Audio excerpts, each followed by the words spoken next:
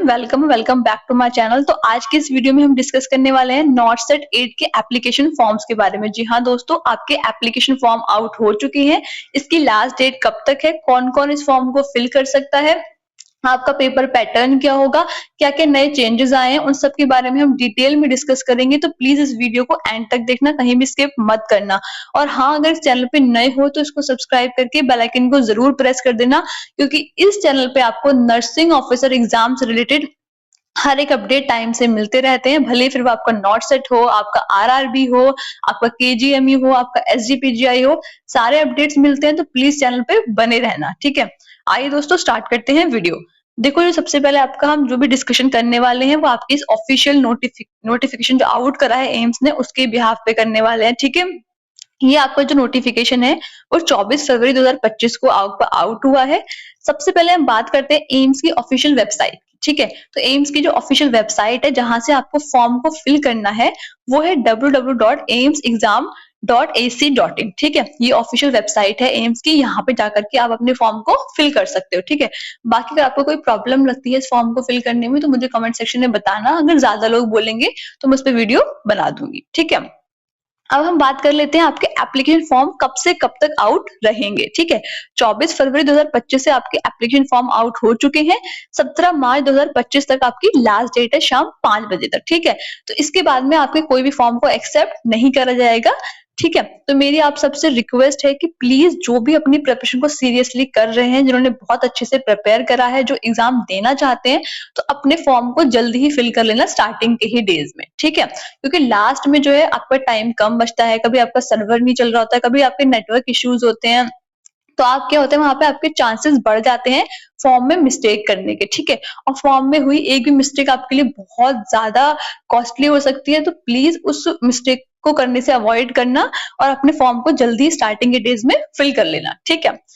अब बात करते हैं इसकी सैलरी क्या होगी, ठीक है। क्योंकि सबसे इंपॉर्टेंट होती है सैलरी किसी भी एग्जाम की प्रिपरेशन के लिए, या फिर मोटिवेशन जो मिलता है ना हमें पढ़ने का, कि हमें पढ़ना है अच्छे से, हमें रैंक लानी है, वो होती है उसकी सैलरी, ठीक है। तो जो आपको यहाँ पे ग्रेड पे मिलने वाला है वो लेवल 7 का मिलेगा। और आप सबको पता है एम्स आपका एक ऑटोनोमस बॉडी है, सेंटर के अंदर आता है।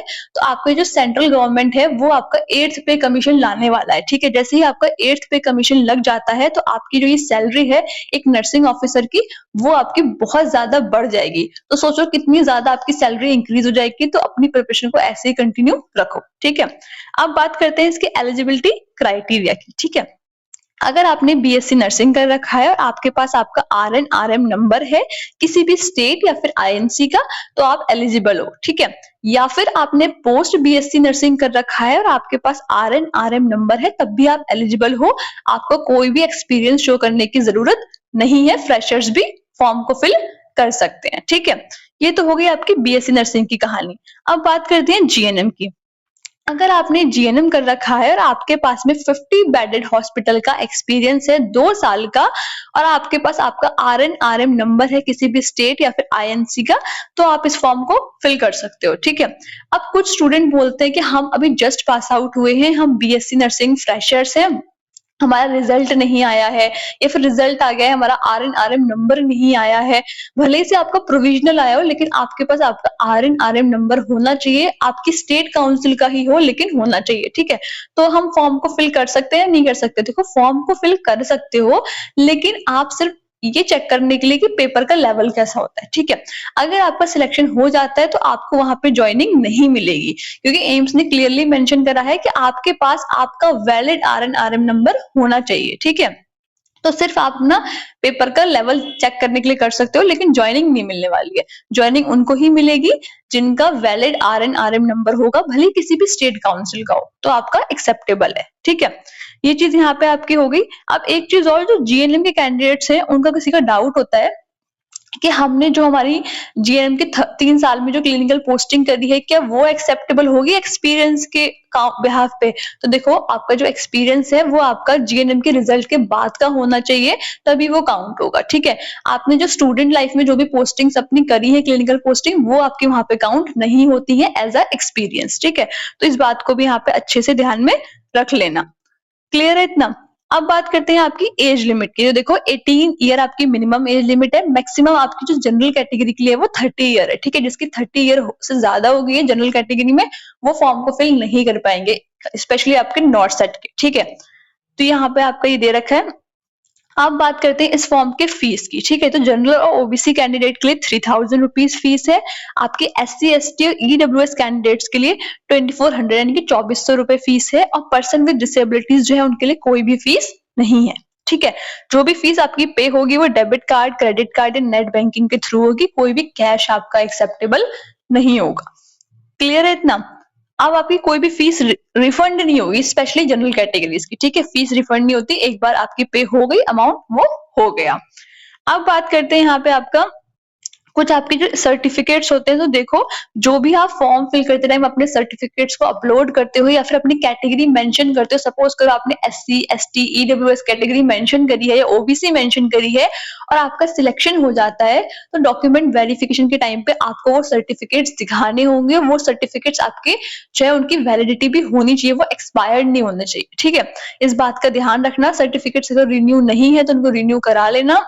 और जो भी आपके पास सर्टिफिकेट है तो वही कैटेगरी को मेंशन करना। अनटिल अनलेस फंस जाओगे, क्योंकि आपके पास अगर भले ही आपकी कैटेगरी है बट आपके पास सर्टिफिकेट नहीं है तो आपको वहां पे रिजर्वेशन नहीं मिलेगा, आपको जनरल कैटेगरी से फाइट करना पड़ जाएगा, ठीक है? तो वो थोड़ा प्रॉब्लमेटिक हो सकता है आपके लिए। तो अपनी कैटेगरीज को ध्यान से देख करके, सर्टिफिकेट्स को देख करके तभी फिल करना फॉर्म में, ठीक है?